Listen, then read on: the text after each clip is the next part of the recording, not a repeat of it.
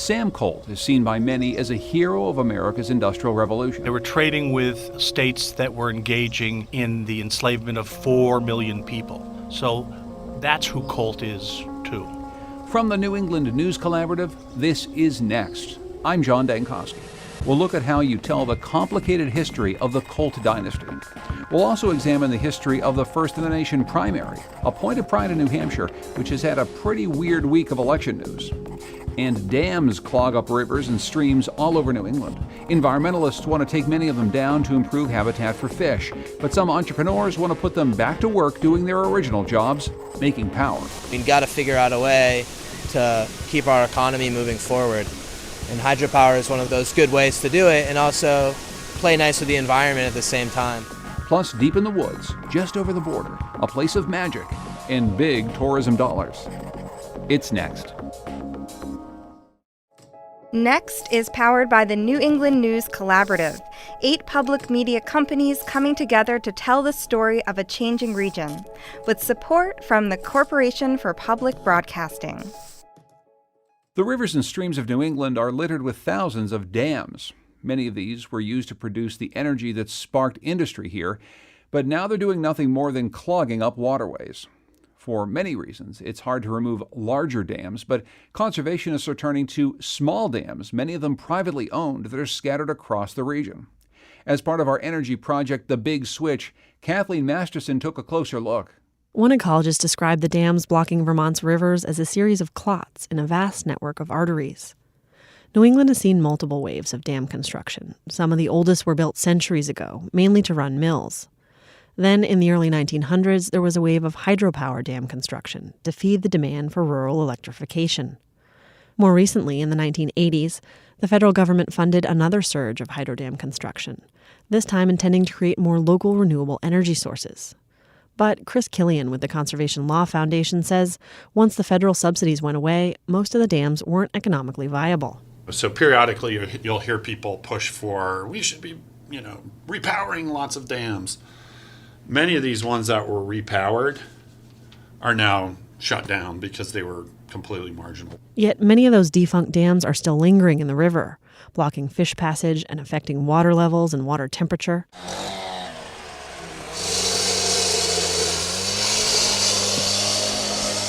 And so I'd say right now about half of the concrete here is gone. They've been working all morning, hammering away at the concrete. That's Ron Rhodes with the Connecticut River Conservancy. We're standing on the banks of the Ompompanoosuc River. It's a tributary of the Connecticut River in eastern Vermont. We're just downstream of a 20-foot-wide dam that's being demolished with a giant hydraulic hammer tool. So Mr. Gear, who owned the farm here, built it in 1983. It generated power from 84 to 94, so 10 years. The former owner, Howard Gear, was an engineer, and he researched and designed the project himself. Fast forward a few decades, and Rhodes says the same dam is listed on a state survey as a priority for removal because of the positive impact it could have on local species. So we'll have fish passage for brook trout, especially our Vermont state cold water fish, but also other species, right? There's sculpin and dace and other minnows that live in here. And so they can get upstream. It opens up 17 miles of river. Rhodes and the local Conservation Commission wrote grants to drum up the $100,000 needed to fund this project. But even when there's money, there can be emotional resistance to removing dams. Because a lot of people in our town want the pond back. There was a lot more activity that you could do. The wildlife was different. They miss the beauty of the pond. They miss the idea of the pond. Kim Schofield recently bought a home along Indian Brook in Colchester, Vermont. She didn't fully appreciate what it meant that she was also buying a dam, a 150-year-old defunct dam, and the remains of the mill house along the riverbank. It's, at first I thought it was kind of cool. I'm like, oh, cool, I own a dam. I didn't really know all of the ramifications of owning a dam. So, and then when I went to get my homeowner's insurance, Walter Hauserman said to me, you're going to need more insurance, Kim. The insurance is about $50 more per month, and there's a $300 annual state inspection fee. Then there are safety issues to consider, and mosquito breeding grounds. The dam is breached, so the river water flows over the stone structure. But water still backs up, creating a swamp, and sometimes flooding Schofield's basement. Schofield thought about restoring the dam to make electricity, but she says to get a big enough turbine to power her home would cost around $200,000. If you look on YouTube and you see these people that put water wheels in the river and are generating, it generates about a light bulb worth of electricity. More importantly, Schofield wants to restore the river and allow fish to come upstream from Lake Champlain. She's working with local environmental group and state agencies to have the dam removed. She says she's excited about having beautiful riverfront property, which is less likely to flood her basement. And it puts the river back the way it was supposed to be, the way it was intended to be. That's what the universe wants. Schofield and the Gear family aren't the only dam owners interested in restoring rivers. Ron Rhodes with the Conservation River Conservancy says he's working on 12 dam removals, and more than half involve private landowners. That's Kathleen Masterson of VPR reporting. Not everyone's ready to tear down these dams, though. A new generation of entrepreneurs wants to find a way to capture their energy once again and to make money doing it. Fred Bever has more. The Goose River runs roughly 9 miles from Maine's Swan Lake to meet the sea in the state's mid-coast area.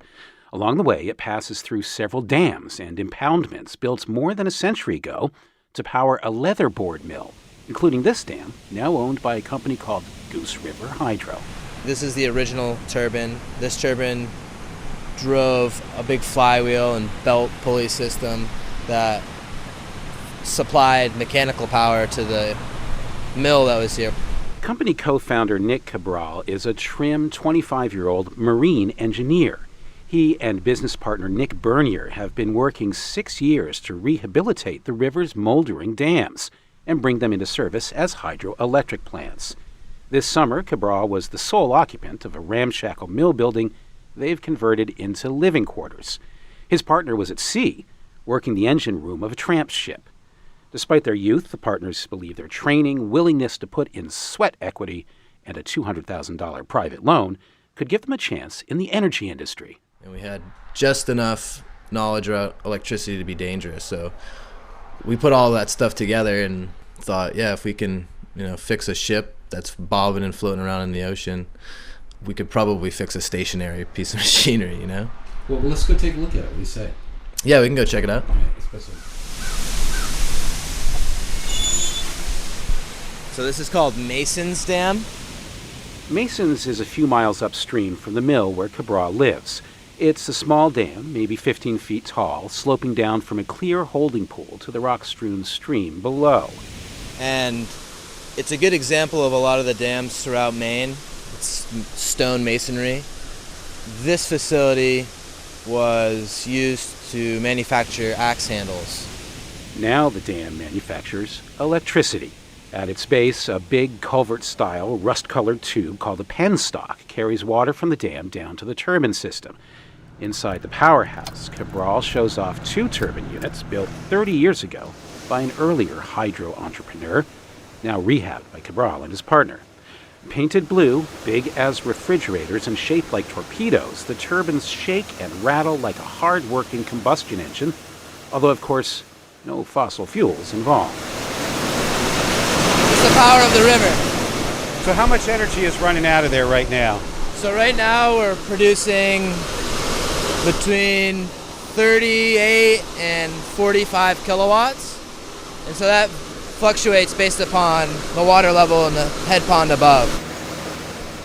Cabral thinks of rain as pennies from heaven. The more water in the run-of-the-river system, the more energy to be captured, and under a 20-year contract approved by state regulators, sold to the local utility at above market rates. And you can add on credits state policy provides to incentivize renewable energy generation. Still, even going full bore, these turbines alone would earn roughly $6 an hour, hardly enough to justify the heavy upfront acquisition, rehab, and licensing costs Goose River Hydro is incurring, which is where, a few miles downstream, this concrete dam comes in. Just watch your footing. More than 200 feet wide and 20 feet tall, it's the key to quadrupling the overall project's capacity. This is definitely, I think, the gem of the project. The penstock at the dam's base was designed to deliver some 40 cubic feet of water per second to a powerhouse below. although it's not handling the gushing supply so well right now. There's all these little pinhole leaks all over the penstock itself. You have some larger holes, which is where you're seeing a lot of that water come through. Cabral estimates it will take some $500,000 to rehab and retrofit this part of the system. There will be a lot of regulatory hurdles along the way, including an assessment of the project's effects on historic fish runs, but Cabral says it should be online by 2020. With dozens more smaller dams in Maine in need of refurbishment, he hopes the Goose River project will provide an example for other young entrepreneurs. With our growing old population, we've got to figure out a way to keep people in Maine and keep our economy moving forward. And hydropower is one of those good ways to do it, and also play nice with the environment at the same time. When the project's fully operational, Cabral estimates it will produce more than $120,000 revenue annually. And this is far from his only plan for old dams in Maine. Cabral's also working to patent a sort of snap-on turbine system that would make it easier for municipalities and private owners to rehab the decaying mill-era dams that dot the region and capture enough energy to at least pay for their own upkeep. That's Fred Bever of Maine Public Radio. To see what these dams look like, go to nextnewengland.org. Coming up, vote first or die. It's next.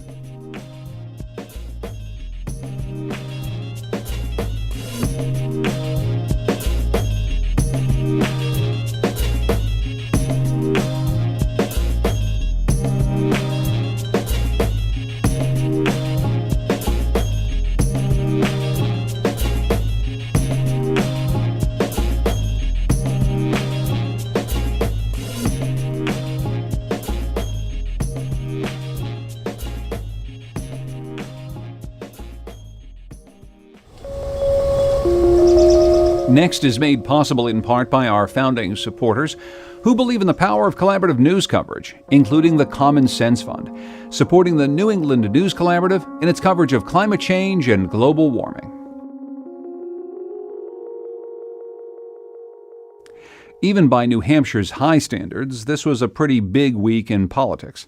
President Trump's controversial Voter Fraud Commission met in Manchester, and one of the commission's members, longtime New Hampshire Secretary of State Bill Gardner, faced criticism from all 4 members of the state's congressional delegation who asked him to leave the panel. Gardner wouldn't hear of it. New Hampshire people aren't accustomed to walking away or stepping down from their civic duty, and I will not either. But he did use the occasion of the meeting to rebuke Chris Kobach, the Kansas Secretary of State, for his op-ed in Breitbart suggesting widespread voter fraud in the 2016 New Hampshire election. It's a claim that factcheck.org called bogus.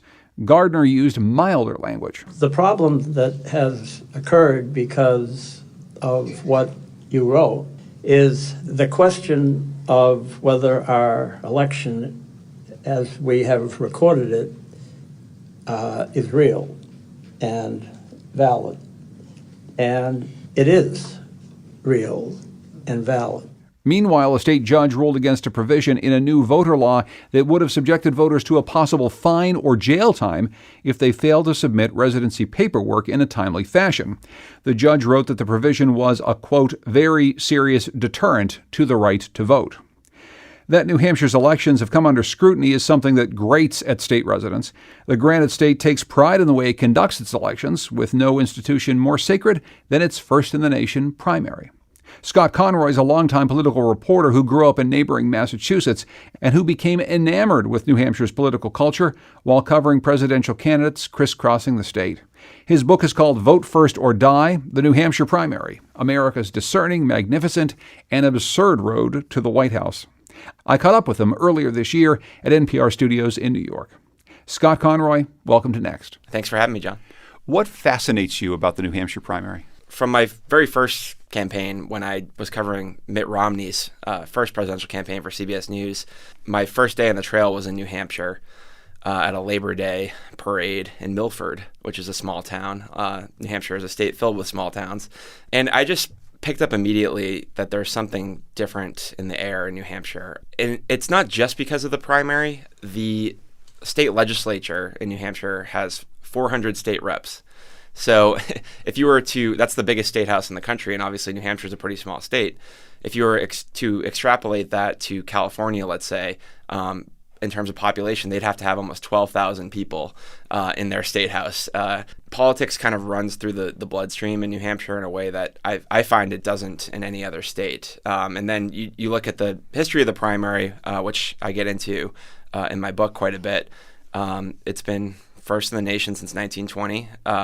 So that's something that just really, even Iowa, let's say, isn't replicated anywhere else. Of course, Iowa's first, but Iowa's caucus system is not the same sort of thing. And you outlined that. New Hampshire is really the first place where people get to vote in the way that we think in America voting right now, the secret ballot. And it's very different from Iowa. What are some of the differences? Because I know you've spent some time in Iowa too. Yeah, and I love Iowa. So no offense to my many friends in Iowa. It's also a unique state politically, and people there really do pay attention, and it's got its own thing going for it. And New Hampshire consistently has the highest level of participation of any state in the nominating calendar. So over 50% of registered voters in New Hampshire actually voted in 2016, which is a huge number for before you get to the general election. In Iowa, it's something like 19%. It's always below 20% of registered voters actually bother to show up for the thing, and it's largely because the caucus system is pretty onerous. New Hampshire, you show up. There's no early voting. There's no absentee. You got to be there on primary day. You vote, and that's it. How has it managed to keep this first in the nation status?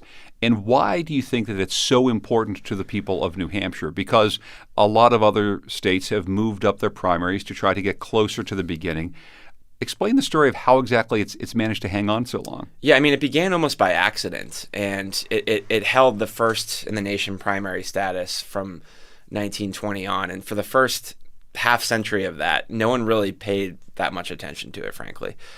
In 1949, the state legislature in New Hampshire passed a law whereby people would, from that point on, vote directly for presidential candidates, because up until that point, they were just voting for delegates. So there was literally a slate of delegates, and you would just pick which one you wanted to, and that's what constituted the primary. 52 was the first, really the first New Hampshire primary that people paid much attention to, and part of the reason was because the incumbent Harry Truman actually lost the primary to a Tennessee senator named Estes Kefauver. And so, from that point on, getting into the 60s, 70s, 80s, there were consistently challenges every 4 years to New Hampshire being first, from a variety of states, from both the DNC and the RNC, and I get into some of those specific examples in the book. But each time New Hampshire was able to beat that back. There is a state law that's been in place since the 70s that says New Hampshire must have the first primary, basically. So they've allowed Iowa to go first because they don't consider it to be a similar election is the language, quote unquote, that's codified in the state law. So really the reason that they've been able to beat back these challenges over the years has been largely because of one man, and that's Bill Gardner, who's the Secretary of State in New Hampshire and has been since 1976. And he's just been a really vigorous defender of that state law and of the primary itself. There's nothing that's set in stone indefinitely that New Hampshire always has to be first. It's always a challenge, and every 4 years Gardner has to fight for it. And every 4 years he's succeeded so far. It's pretty remarkable record. One of the things that people around the nation think of when they think of the New Hampshire primary is this unusual and sometimes awkward spectacle of people who are probably pretty famous back home, senators or governors, maybe don't have a national profile or maybe are very famous, right, having to walk the streets, walk into diners, walk into bars, and literally shake hands doing this most basic of retail politics. Tell me a story about one of those that struck you while you were writing this book, because I feel like that's the thing that catches in people's minds, that no matter how powerful you are, you've got to go and shake Millie's hand on Main Street in Nashua, or else it's not going to work. Right. Yeah, I mean, and I think, just as a disclaimer, the 2016 campaign is going to challenge that notion because Donald Trump did not do that, and he won. He really did the opposite of what every expert in all the political class in New Hampshire says that you have to do to win. He held big rallies. He had a national media strategy, and it wasn't until the last week he had a couple of events in a diner and, just kind of for show, really. He doesn't seem very comfortable in diners anyway. No, yeah, and that was, that was his strategy from the beginning. And to his credit, he executed it, and he was right. It won. It won the primary for him. But the question is whether he is kind of a unique figure, which I think he probably is. And if you look back before Trump, and even if you look on the Democratic side with someone like Bernie Sanders, who really did build it up from a grassroots point in 2016 and ended up beating Hillary Clinton by 22 points in New Hampshire, which is really just remarkable when you think about it. I mean, he was someone that almost everyone across the board thought had no chance of winning the primary whatsoever. To win by that margin against someone as well known as her was really remarkable. But I think, to me, the quintessential New Hampshire figure is John McCain. And, there's a story in my book. Of course, John McCain has won the New Hampshire primary twice, in 2000 and 2008. And both times he had to come from behind in a really dramatic way. And in both cases, he really did do it the old school, quintessentially New Hampshire way of shaking hands, meeting 12 people at a time at a diner, at a pub, and just grinding it out. And I think, if having interviewed John McCain and talked to him for this book, I think if he had it his way, he'd just spend all of his time campaigning in New Hampshire his whole life. But I think, the very first event that he had in 1999, when he was running against George W. Bush, who was thought to be at that point just an absolutely unbeatable juggernaut, that anyone running against him would have no shot because he had consolidated the establishment support in the party, and of course he had a famous name and had all the money. John McCain was really not well known at all then. And, he did a town hall meeting in Peterborough, which is a really kind of quaint, which is a word that gets thrown out a lot when it comes to New Hampshire. But even for New Hampshire, it's a very quaint town in the western part of the state. And they advertised it as an ice cream social. And depending on who you talk to, I've heard figures ranging from, I think, 9 people to 20 people showed up, and this is supposed to be John McCain's big New Hampshire launch. And, he sat there and he talked to those people for an hour and a half and gave them their pitch. And the idea was, social media before social media. And so those 20 people talked to their 20 friends, and then it expands out that way in concentric circles. And that's really how John McCain was able to build his campaign in 2000. And it's interesting to show you how much he respected that process. In 2008 in the general election, they knew they were behind, and they every hour at that point in the days leading up to election day are very valuable for the candidate's time. And John McCain's campaign, the day before the general election in 2008, made a beeline all the way across the country to New Hampshire.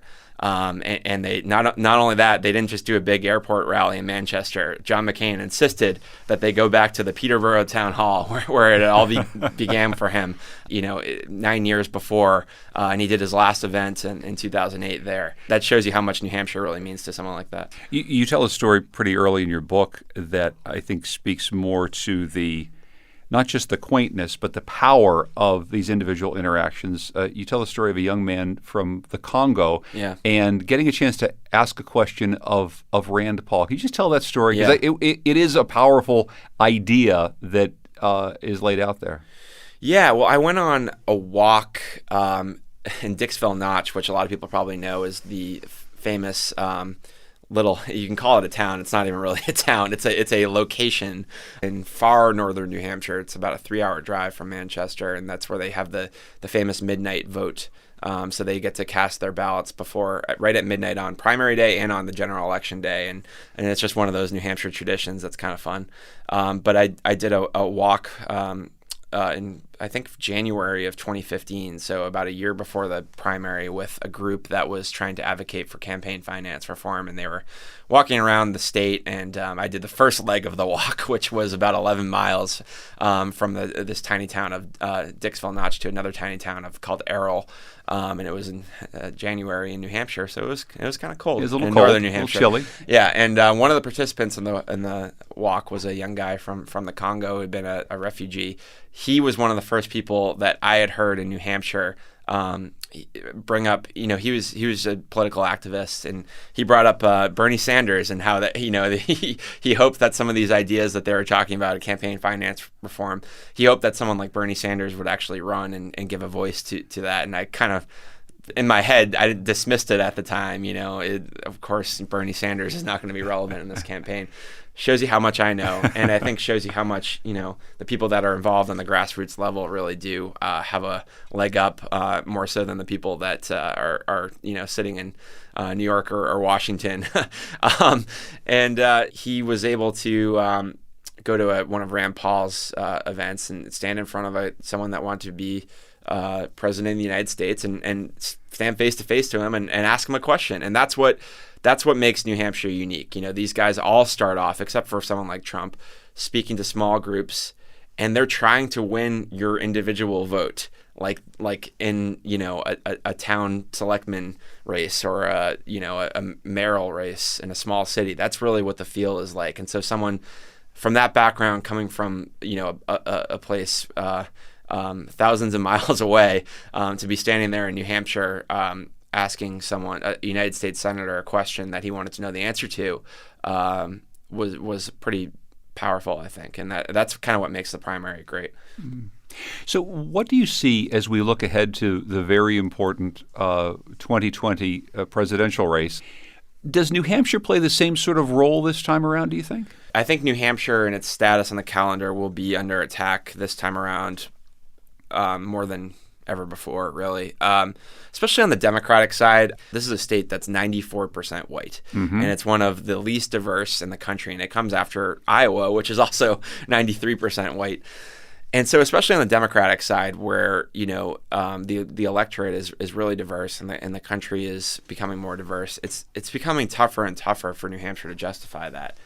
But what always happens in the past is that the candidates themselves start heading up to New Hampshire and Iowa, and then they become advocates for keeping the current system in place, because they're not going to go out there and say, no, I want to upend the system when they're campaigning in New Hampshire. Sure. Right? So I just say that Bill Gardner still has his position, and the state law is still what it is. So I think there are going to be a lot of challenges that we'll see over the next year or so, but I wouldn't bet against New Hampshire. They've always pulled it off and maintained their spot in the calendar before.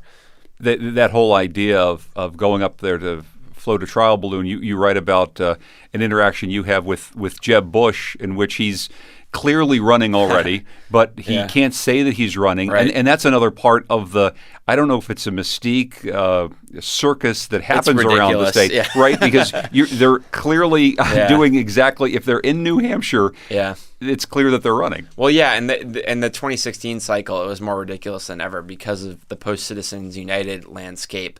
There was a situation whereby once a candidate said, I am a candidate for president of the United States, that candidate could no longer collect money for the super PAC that was advocating on his or her behalf. And of course, as everyone will probably remember, Jeb Bush's super PAC raised about $100 million before he even entered the race, which we all thought at the time would be a big juggernaut for him. Didn't turn out that way.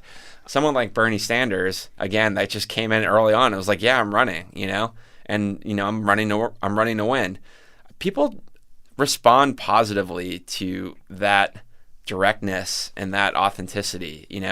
You had candidates, I won't name other names, but that do the usual dog and pony show, and people are just kind of sick of that because we can all see through it, and it speaks to a larger point about authenticity. So I think this time around they'd be wise to just say, if they're running, just say they're running and get into it.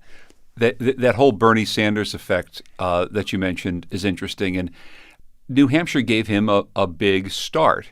and it gave him a big win, and it showed us something probably that we should have paid a little bit more attention to, that America was ready to hear a Bernie Sanders, and the Democratic Party, at least the establishment, really wasn't, or they were saying they weren't. And I would argue the same exact notion applies on the Republican side. I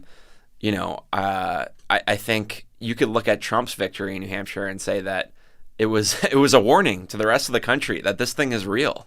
And people were still dismissing the idea that he was going to, A, win the nomination, and B, even have a chance of winning the presidency. Remember, in the subsequent primaries, it was like, Marco Rubio finished third in South Carolina. That's the real story here. It's like, well, no, that's not actually the real story.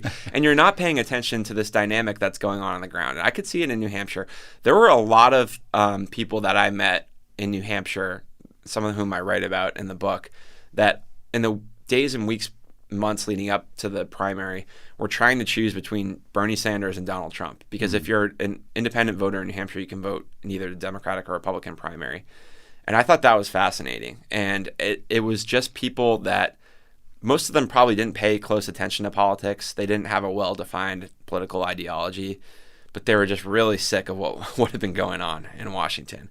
And both Bernie Sanders and Donald Trump were two guys that they could look at on a TV screen or turn out to their event and in 20 seconds realize this was something new and different. And the establishments in both parties were just painfully slow to pick up on that and how powerful it was. After a long time as a political writer and reporter, you've gotten into television, you're moving out to California now. I guess I'm just wondering, as 2020 rolls around, are you going to be looking forward to going back to New Hampshire and staying in crappy motel rooms and drinking at bars and going to diners and talking to people? Yeah, I don't know whether or not I'll be doing it as a reporter again, but I love the process. It's really in Iowa too, frankly. New Hampshire, it's a little easier. My wife was an embedded reporter for NBC in the 2012 campaign, and she lived in a Hampton Inn in Bedford, New Hampshire for 8 months. So she really got to experience that too. And since then, in this 2016 campaign, she and some of her friends, when I was still reporting on the campaign, showed up as kind of political tourists. And a lot of people do that because it's just unlike anything else you'll see in American politics. And since New Hampshire is such a small state, geographically, you can get to 90% of the events within an hour drive of each other, and you can see Bernie Sanders in the morning and then go see Donald Trump that afternoon.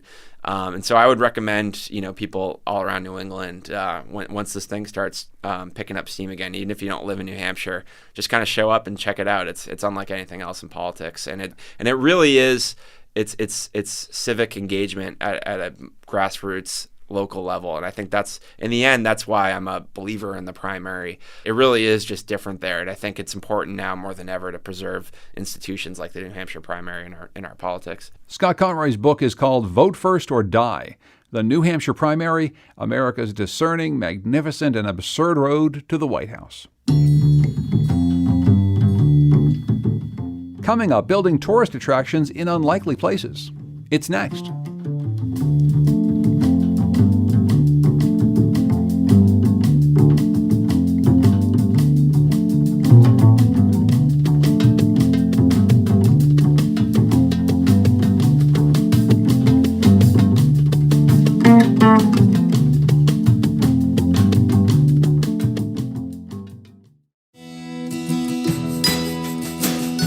Next is made possible in part by our founding supporters, who believe in the power of collaborative news coverage, including the Melville Charitable Trust, supporting the New England News Collaborative in its coverage of housing and homelessness. Connecticut has long suffered from a kind of civic inferiority complex. The state is stuck between Boston and New York, but it's not thought to be as vibrant as those two urban centers. It's also thought to be more congested than places like Vermont or the Berkshires. Then, of course, there are the money problems. It's one of the richest states in the nation, but the state budget is billions of dollars in the hole. And the capital city, Hartford, struggles with the perception that it has too much crime and not enough to do. Something big, though, is on the horizon. A national park set to open in the next few years. It'll tell the story of one of the city's most important industrial leaders. But is this a history worth honoring? Madison Frame, a recent graduate of Hartford's Journalism and Media Academy, has this report. I moved to the city 4 years ago and I was more than excited. A new place, new people, new stories. But as time went on, I got bored with Hartford. Our city's slogan is Hartford Has It. My friends and I would make fun of it because there are times where it seems our city has nothing but poverty. But a recent trip to a neighborhood I thought I knew, and a meeting with someone passionate about the history there, gave me a different perspective. This was the richest city in America, small city in America. It's unbelievable. I know it's ironic too. We won't go there. Honestly, for me as a history person, I look at these things, all these gifts. That's historian Bill Halsey. He's the author of the book Cult, The Making of an American Legend. Halsey asked us to meet him at this statue, built in 1905. It's got a big figure of Sam Colt, the captain of industry, kind of the industrial empire builder, and it's got another little statue of Sam Colt the boy. He was a teenager when he came up with the concept of the Colt revolver. And on the left side is a... We're standing at the top of Colt Park, a big city park with a playground and ball fields. Down the hill, you can see the massive Colt factory complex. Halsey's excitement about this place is contagious. The Coltsville area is important because of its national and even international significance. The fact that a revolution in the world of work started here. That revolution in the world of work was precision manufacturing. Samuel Colt's innovations allowed him to sell hundreds of thousands of guns to the military and civilians on the western frontier.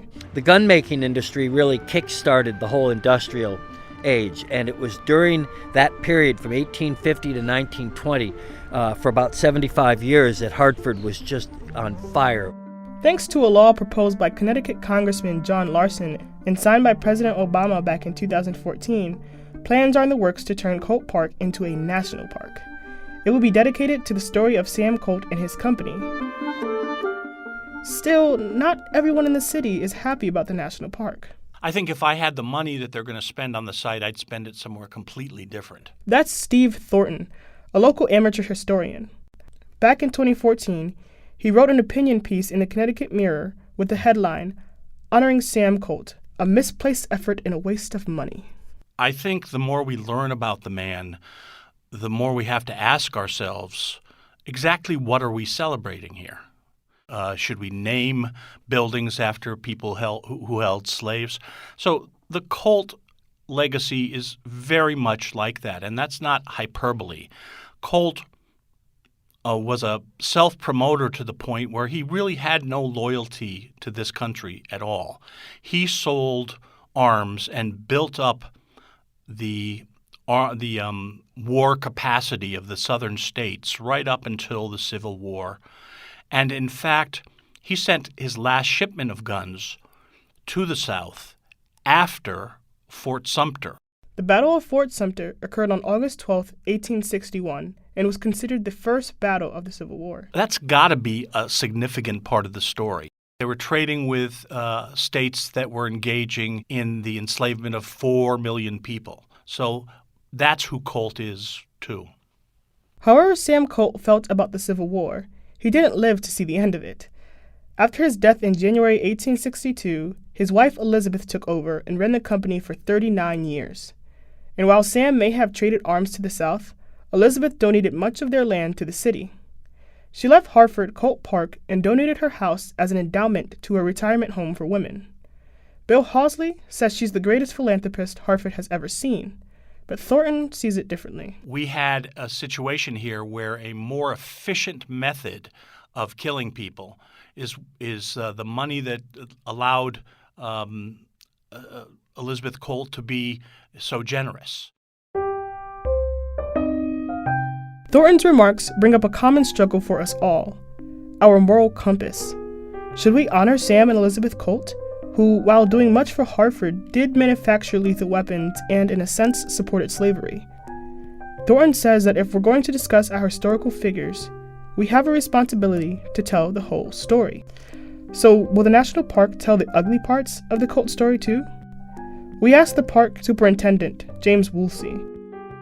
One thing that I am proud of about serving with the National Park Service is when we tell our nation's stories, we tell them honestly and in a full manner with multiple perspectives. Woolsey says another question he gets is how does the national park plan to tell the story of guns in America? But I guess how I would answer that is what better place to tell the story of firearms than at Coltsville, this place where, helped arm the country, was involved in, the Indian wars out west, helped arm our nation for war in World War I, World War II.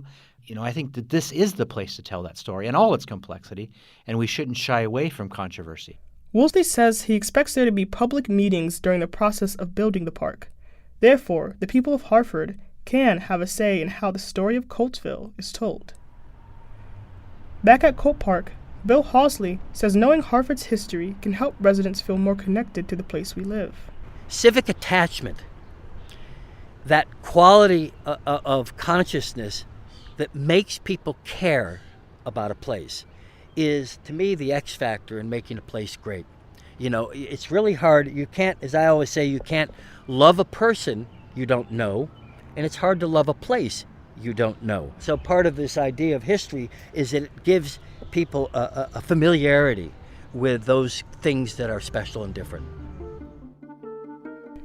As for me, I think the only way to truly love where you live is to get to know it and get involved. Making Colt Park a national park can only help the city in the long run. Coltsville's history is definitely worth honoring, if the whole story is told. That story's by Madison Frame.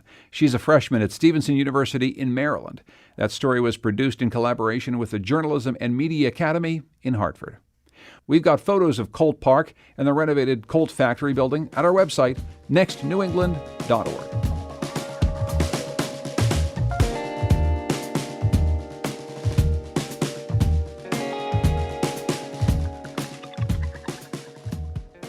Now, while Hartford dreams of creating a tourist attraction from the ground up, Coaticook, Quebec, which sits right across the border from the tiny town of Norton, Vermont, well, they pulled it off.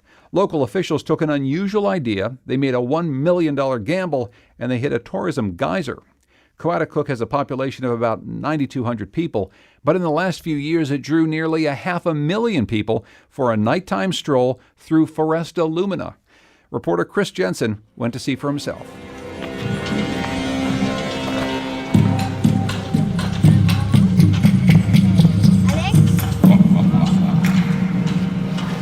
They follow a path that's wired for light and sound, and it tells a tale officials describe as, quote, inspired by the area's myths and legends. The 1.6-mile stroll centers on the story of Margaret. She's a little girl who lived nearby long ago. She could, quote, see what others could not. And her spirit still lives in the forest, along with fairies and other nocturnal creatures. The route crosses the suspension bridge high above the gorge, and then it slips through the woods with sometimes stunningly elegant lighting of trees and rocks. And there are some amazingly sophisticated projections. There's Margaret, dancing, and she's surrounded by butterflies.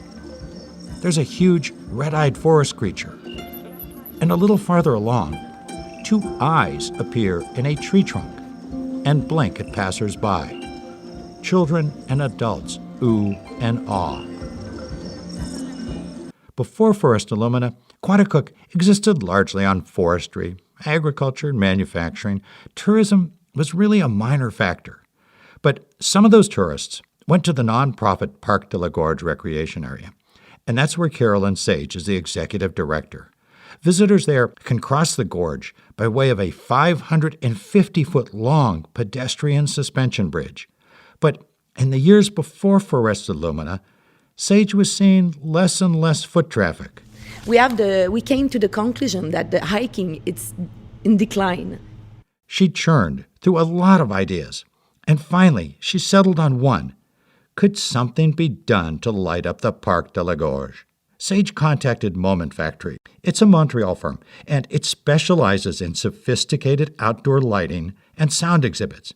It describes itself as providing, quote, innovative storytelling, creating uniquely compelling multimedia worlds. They were really, I think, really open to do something different. That's Moment Factory's Jonathan St. Ange. And they had the guts to take the risk and to push it further and to raise larger financing, I guess, that they would have imagined. Foresta Lumina was going to cost at least $800,000.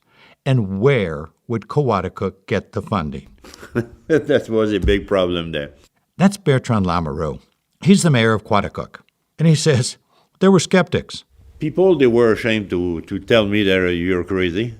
But others thought, hey, it could be a good thing for the town. They figured it was worth a shot. And bit by bit, local and regional organizations came up with the money. On July 12, 2014, Foresta Lumina was ready to open, and Carolyn Sage was nervous. We wish to receive 80 people for the first night. With 80 people, nobody could say it was a flop. Then the customers began showing up. 80 people showed. Then the total was 200. A little later, 500 had gone through, and they kept coming. Sage was delighted. The first night, we have 800. Through the summer, word spread, and the number grew. About 72,000 bought tickets. But the attraction's unexpected success brought unexpected problems for the park and for Quadacook. According to the local Chamber of Commerce, restaurants in town ran out of food, and those with homes around the Parc de la Gorge were really unhappy, the mayor says. All the people, the visitors, they were parking all around the streets, on the whole street there. So the people there, they said, we don't want that anymore. Plus, the money coming into Foresta Lumina wasn't reaching the business district. Many of those tourists parked on those residential streets. They paid to go through Foresta Lumina. Then they got back in their cars and they drove off. The solution was to designate a parking area in the business district and provide free shuttles. In addition to the crowds, Foresta Lumina got an unexpected industry accolade. In 2016, it was given a Thea Award from the Themed Entertainment Association for Outstanding Achievement for an Interactive Attraction. It was one of 12 such awards worldwide, including Disney exhibits in Hong Kong and Anaheim. The attendance grew from 72,000 in 2014 to 156,000 last year. One of the businesses that's benefited is the Resto Bar Ailleurs on Main Street. Would you like coffee, dessert, something else? Caroline Giroux is the owner, and here's what she says about the impact. A lot more business, of course, a lot of tourists, much more tourists. She figures there's been at least a 50% increase in her business. Quadacook has only 2 motels, and they tend to be full. So to provide more lodging, the town allows anyone with a spare room to rent it, regardless of zoning. That gives more folks a chance to pick up a little extra change. Here in New England, tourist attractions have been based on reaching into the past, like Plymouth Plantation, or the landscape, like the White Mountain National Forest. But little Quadacook gambled on taking its natural beauty and blending it with a high-tech fantasy world, and found it worked splendidly.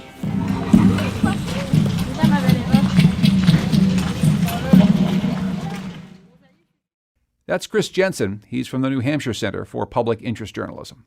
If you'd like to experience Foresta Lumina for yourself, you still have a few more weeks. The attraction closes for the season after October 8th, and it will awaken again next June. Visit our website for photos and a video from the Enchanted Forest, nextnewengland.org. Next is produced at WNPR by Andrea Maraskin. The executive producer is Katie Tolarski. Production help this week from Nicole Ellis, Takeo Whittle, Sam Hockaday, Jose Vargas, and NPR in New York. Our theme music is by Todd Merrill. Hear more of his music at toddmerrill.com. Thanks also to Goodnight Blue Moon for their song, New England. If you enjoyed this week's show, follow our Facebook page at Next New England. We've got stories from around the region, videos, and much more. That's facebook.com/Next New England. The New England News Collaborative is funded in part by the Corporation for Public Broadcasting and powered by WBUR Boston, Vermont Public Radio, New Hampshire Public Radio, Maine Public Radio, Rhode Island Public Radio, WSHU Public Radio Group, New England Public Radio, and WNPR.